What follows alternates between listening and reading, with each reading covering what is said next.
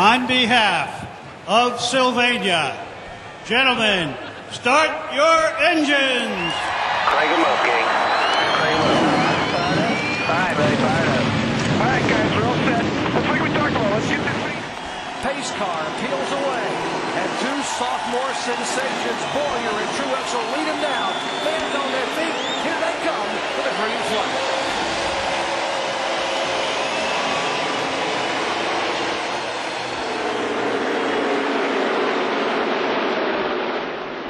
Remember, you get 5 points to lead a single lap. 5 more if you can lead the most laps. Clint Boyer in the 07 car is the bottom car in the chase. He wants to get these 5 points by leading lap 1. Yeah, he got a big jump in that restart, guys. He jumped out front, a car and a half lead over Kurt Busch right now. And it looks like coming off of turn 4, he's going to be the guy who leads the first lap and gets those very important 5 points. You have to think these guys, all these guys, these top 3 are racing hard for those 5 bonus points. I see Kurt Busch here driving hard up in the corner. And one thing you got to remember here, guys, this track is very, very loose early on in the race. A lot of slipping and sliding. It's going to take about 10 or 12 laps before the handling starts coming around. Well, that's the one cool thing about these cars, guys. You can run them all the racetracks. Caution's out. This competition yellow NASCAR is putting out because of the rain yesterday that didn't allow any practice on the racetrack, and they didn't get a chance to look at the tires, to get rubber on the track, or to work on race setup. Well, Kurt Busch pits from second place, an air pressure adjustment down to the left side tires to help the car rotate better in the center of the corner, looking for a clean stop from his crew. Just 4 ounces of air less in the right rear tire for Martin Truex Jr. this time. Tight in the middle, just like last time. That air pressure adjustment should help it turn. Mike. Ryan Newman radioing in not too long ago saying loose in, loose off, tight in the center. They'll make an air pressure adjustment and raise the track bar. Jamie? And your leader, Clint Boyer, in. He said he's a little tied up on. They're going to put 4 stickers on it. That should free it up. He's down their way, guys, and he's the leader. It has been the Clint Boyer show. Boyer picking up his 2nd career pole, won early in the year at Darlington, led the first 50 laps there, and the car began to fade him, Mike. He has led 58 laps here thus far early on and still has a car that looks awfully glued in on this racetrack. Yeah, he's got a real fast car right now. Kurt Busch, although, was catching him about 2/10 a lap, and now Kurt started to slow down just a little bit.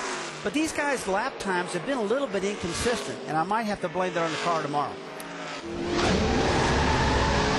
Caution flag on the racetrack right now, guys. 4 car of Ward Burton has spun around and come into contact. That will bring out the 2nd caution flag today. Let's show you what happened to Ward Burton's car number 4. This happened right in front of the leaders. Watch the left side of your screen. It's like he just lost it getting in the corner. A lot of guys have problems getting into turn 3. Talked about our in-race reporter, Kevin Harvick, saying that turn 3 was a tough corner for him, locking up the rear wheels. That could happen here. And again, Kurt Busch pits from second place. Discussion on the radio, they're expecting to see a lot of teams take 2 tires here, but being halfway through a fuel run, this team will take 4 and a slight chassis adjustment to help the front grip, Dave. Kevin Harvick's crew is giving him a chassis adjustment as well. A little loose at the start, but tightening up as the run went along. It'll be a 4-tire stop for Harvick. Mike. Last time in, Ryan Newman, they made an adjustment on the track bar, went up 2 rounds. They go up yet another round to free him up in the center. Jamie? And Clint Boyer, the man who's dominated this race, every lap comes in, 4 tires, fuel, and no changes to his race car. He's down and away and loses a couple spots. Watch the 07 car, so stout coming off the corner. And one thing you got to remember now, the 07 car, Clint Boyer's got 4 sticker tires that last pit stop versus 2 tires of Tony Stewart.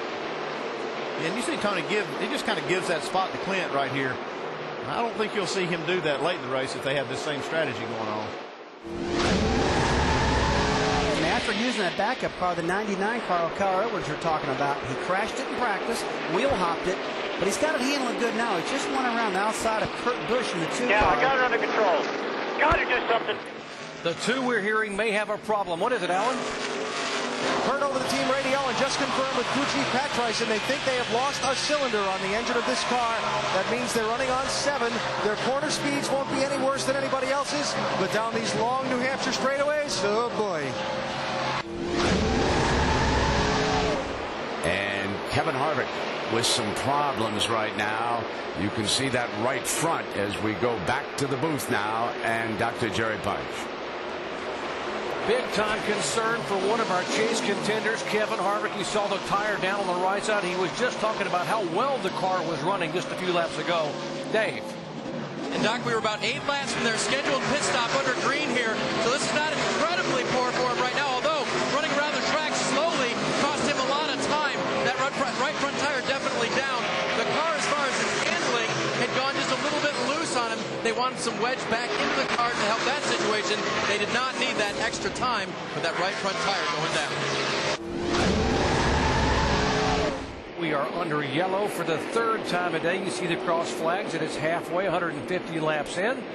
Several cars on pit road, including Kevin Harvick. He was able to get back on that lead lap by virtue of everyone cycling through their pit stop. Now he gets a break by coming in under this yellow and gets back on the same sequence. Here's Jeff Burton, the 4-time winner, getting service on his Chevrolet.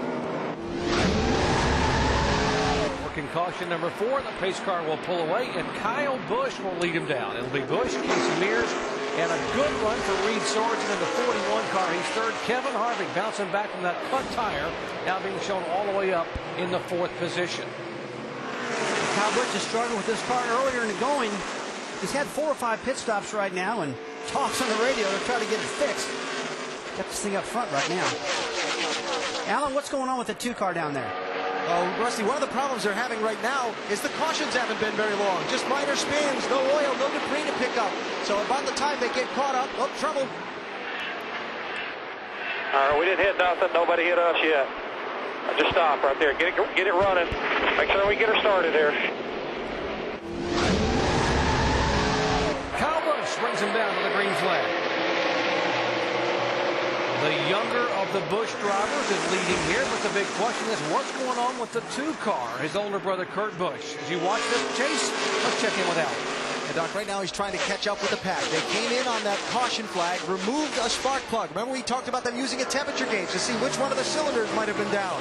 They used that information to select a spark plug they thought perhaps could have been bad, removed it, sent Kurt around to keep on the lead lap, came back in a lap and a half later, just replaced the spark plug. Now he's trying to get out and stay ahead of the field, hope to catch another caution and get back up to the pack. We'll wait for word on the radio as to whether that fixed the problem or not.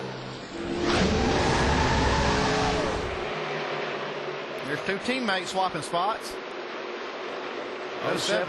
He's back on the march again. He's got such a great race car. Not going to keep him down long. And the 8 car of Earnhardt Jr. spins it out. And they're all clear there. You got the 15 in middle 1 and 2 there. Middle 1 and 2 there. He didn't hit anything. 15 coming there. All clear. You saw those guys racing really hard there in front of Dale Earnhardt Jr. So loose, I can't control it.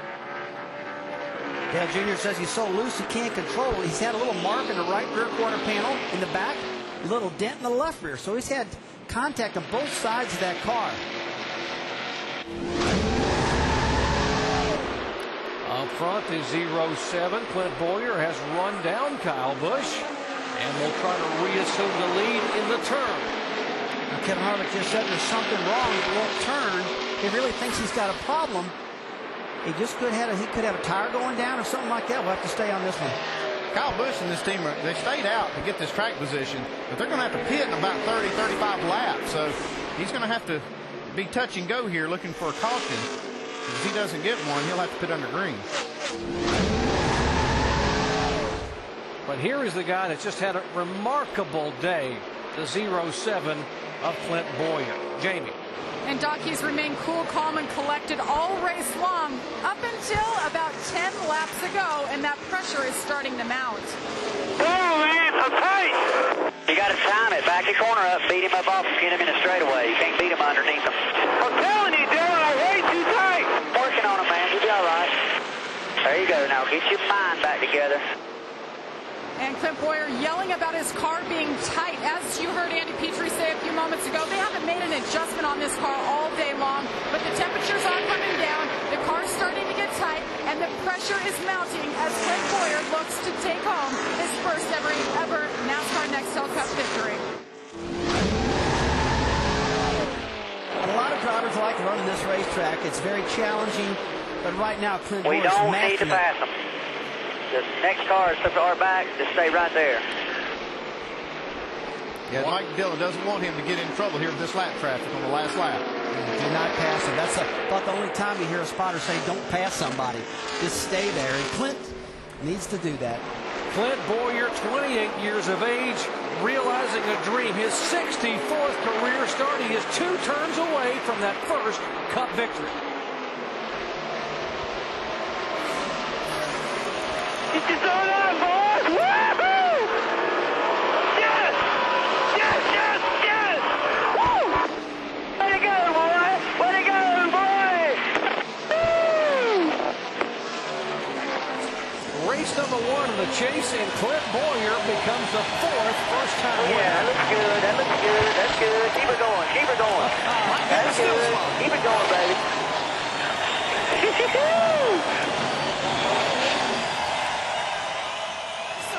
What happened out there? Did you blow it up or what? I don't know. It wouldn't start. I think I was a little hard on it in the burnout, but it don't matter. It was an unbelievable job. Hats off to Gil and everybody. I knew we could do it. You know, Jack Daniels Chevrolet was fast. I just want to thank everybody, DirecTV, Chevrolet, everybody that helps us. Camping World. It's just an unbelievable day.